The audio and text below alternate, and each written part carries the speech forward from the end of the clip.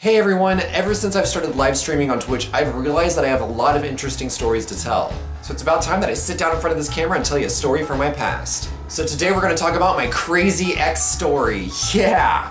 Woo!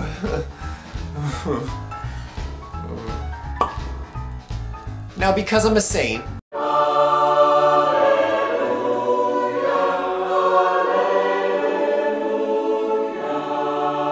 I'm going to change the names of the people in this story for obvious reasons. For those of you that don't know, I have a very interesting past when it comes to relationships. The story today is about my longest relationship that I've had, which lasted a year, which happened about 6 years ago. So me and my ex, who for the sake of this story I'm going to name Guy, moved in together, and we moved really quickly through our relationship. We worked together, we lived together, everything happened really quickly in this relationship in a short span of time. So about 5-6 years ago, I was the administrator for the Queer Nebraska Youth Network, which is an amazing organization here in Nebraska where essentially we help queer youth who are kind of struggling with their own sexual orientation and their own sexual identity, and we kind of just answer any of their questions and help provide them with some information. Now because I was part of the Queer Nebraska Youth Network, I was always answering very kind of touchy subject questions for some of the youth who didn't really have anyone to turn to. So at the time I was talking with this youth who we're going to name Patrick, who was 15 years old, who was asking very simple questions about, you know, gay sex and how it works.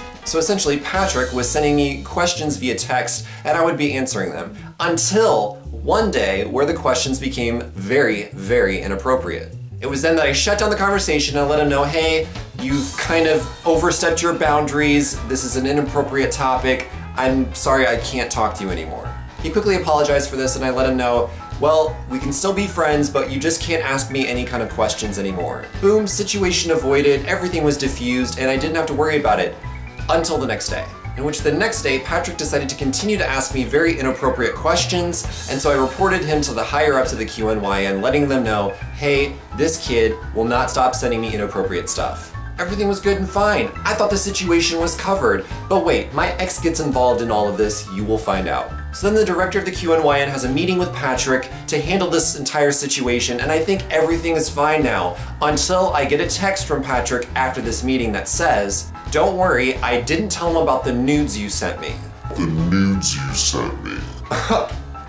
What?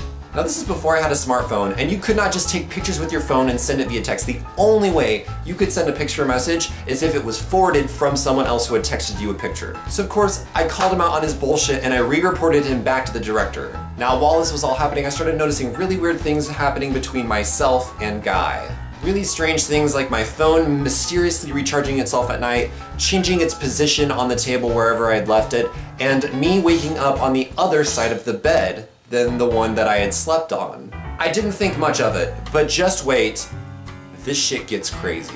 Now while the director was investigating this entire situation between Patrick and I, it came to light that actual texts were sent from my phone that were sexually explicit. Excuse me, I did not send no sexually explicit texts. And these nudes that were sent to Patrick's phone were obviously not of me and were taken directly from a porn website. Then again, while this was all happening, just follow along with me, I woke up to one of the weirdest things ever. I was getting ready for work like normal, but then I realized that all of my clothes had been thrown about the entire house. Chairs were flipped over, devices were all over the place, and our computer was logged into some weird guy's Facebook account.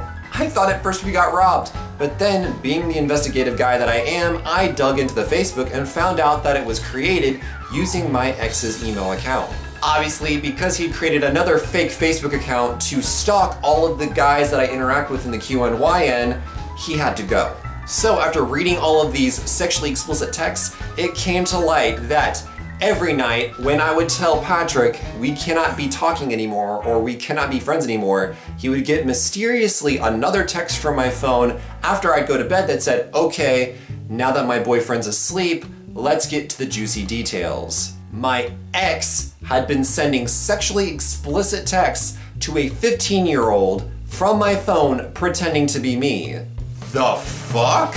I am so happy that the truth came to light because I was so scared that some crazy stuff was about to go down. But hey, everybody has crazy ex stories. If you enjoyed this crazy ex story, please give this video a thumbs up and let me know your crazy ex story in the comments down below. And until next week, guys, bye-bye.